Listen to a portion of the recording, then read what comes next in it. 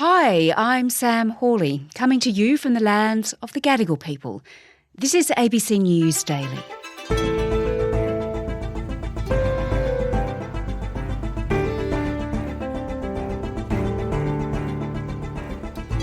In the most significant dissent in decades, protesters are taking to the streets across China to vent their frustrations over COVID-19 lockdowns. They're not only demanding their freedom back, but in some cases, in incredibly rare defiance, they're calling for President Xi and the Communist Party to stand aside. Today, my colleague, East Asia correspondent Bill Birtles, on how much longer the Chinese leader can hold on to COVID-0. Bill Birtles, the Tiananmen Square protests of 1989, it was 3 decades ago, but it's very much in people's minds right now, isn't it? Yeah, because the Tiananmen protests very much are the biggest modern protests in mainland China, and the way they ultimately finished with tanks on the street still to this day is pretty shocking, certainly for those who remember it. China has now hurtled headlong into a bloody purge. A huge volley of shots just as I left the front line caused panic. The young man in front of me fell dead. I fell over him. 2 others were killed yards away. 2 more people lay wounded on the ground near me. The reason why people are thinking about Tiananmen a little bit at the moment is because it wasn't just in Beijing. Those protests 33 years ago were also happening on a smaller scale in other cities across China.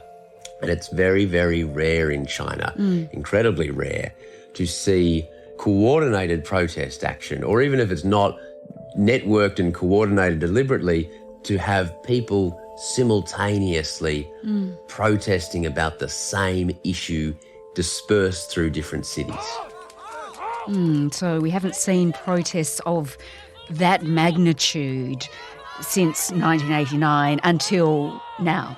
We haven't, although we'd have to caution this time around, yes, it's true that these are the most widespread, most dispersed protests in China since 1989, but the numbers are a lot smaller.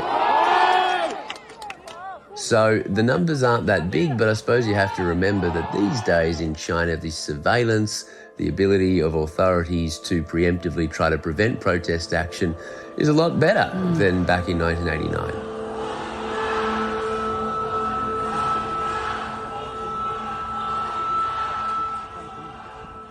Okay, so this is probably the most extraordinary act of civil disobedience in the country for decades, although, of course, not as big as we saw back then.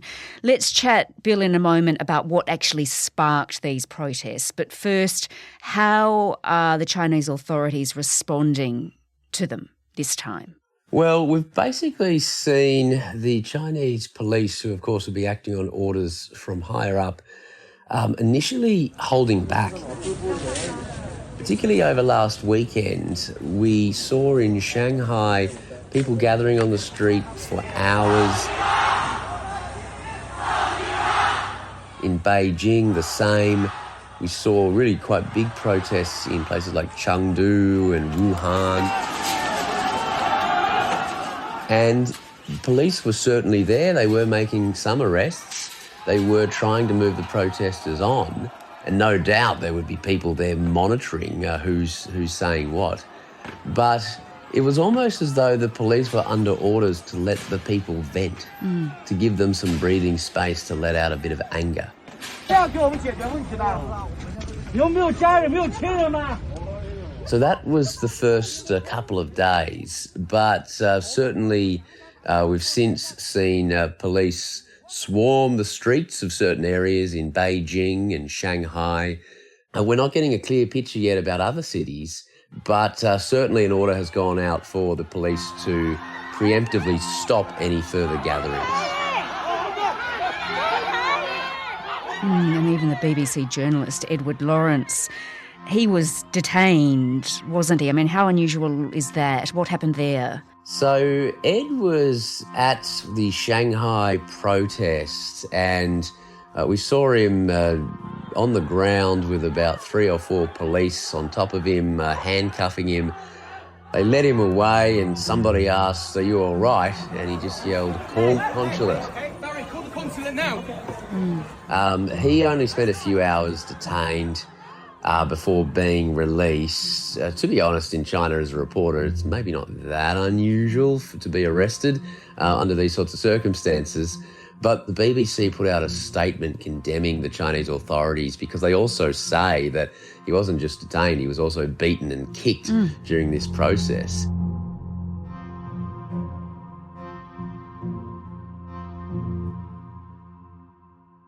So authorities are now clearly responding with a heavy hand.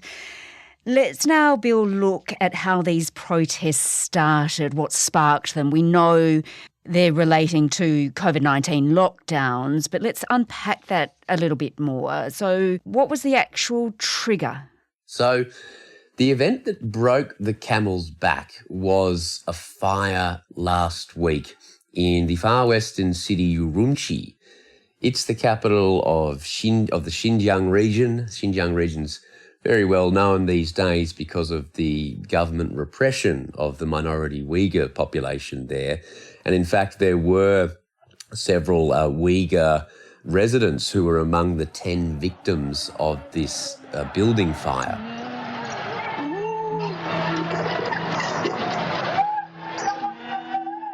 And according to videos taken by people in neighbouring buildings, fire trucks couldn't enter the compound of the building that was on fire because it was under lockdown, and the local authorities had put fences and barricades and those sorts of things around the entrance to the compound. And so videos emerged of emergency workers trying to open gates. At one point, the fire truck was filmed trying to hose the flames from outside the compound fence, and as somebody filming noted, the water can't reach the flames. It's too far. 10 people died in this fire. And those social media videos quickly spread around the Chinese internet, and they just infuriated the nation because everybody said, that could have been me.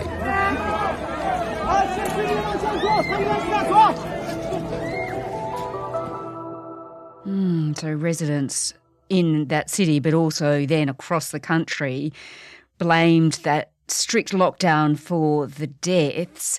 But it seems, Bill, once they took to the streets and once those protests sort of expanded across various cities in China, the issues that they were raising also broadened. They did. Yes, there were people in Shanghai who were on the street taking it further and saying, Xi Jinping, step down, Communist Party, step down. That definitely did happen. There was a little bit of that sort of language calling for real democracy at the protest in Beijing. But I still think these protests, whether they be down in Chengdu or Guangzhou or Beijing or Shanghai or Wuhan, they are at their core anti-lockdown protests. They are pretty much the same, what we saw in Melbourne and Sydney during the lockdowns. The common sentiment here is to try and bring an end to the sort of craziness of just endless lockdowns and endless testing. All right, well, tell me, Bill, now, why on earth are the Chinese and President Xi still sticking with this COVID-0 policy when most nations, of course, have already abandoned it a long time ago? Well, Sam, we'll see in the next few weeks, won't we? This is really the most interesting time for Xi Jinping and his COVID control policy, because we still think that COVID-0 is the correct path. That's the line from Beijing. Now, will that line change in the coming weeks? If you asked me this a month ago, I'd say no, they're going to stick to this as long as they can. Now I'm not so sure.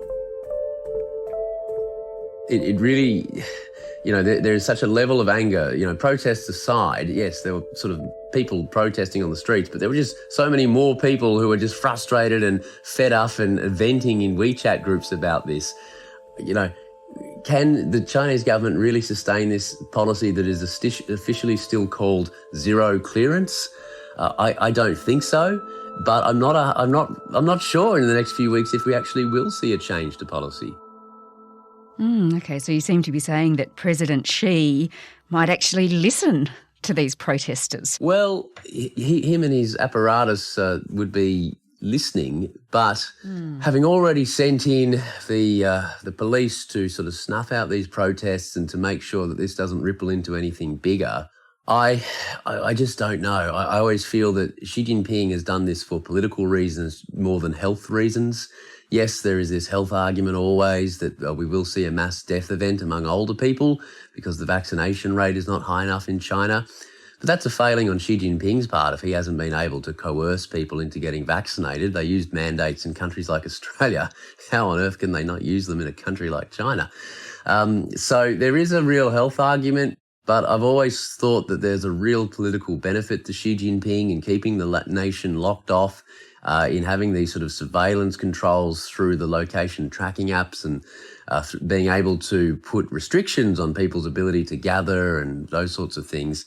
So I'm not convinced that in the coming weeks we will see a revision, but we may start to see a change in the official state narrative, which opens the door to the idea of coexisting with COVID. And the police action, has that snuffed out the protests for now? We won't see another Tiananmen Square, I suppose. No, we definitely won't see another Tiananmen Square. We may see a little bit more protest action perhaps next weekend, but I think already the Chinese police state has well and truly swung into action.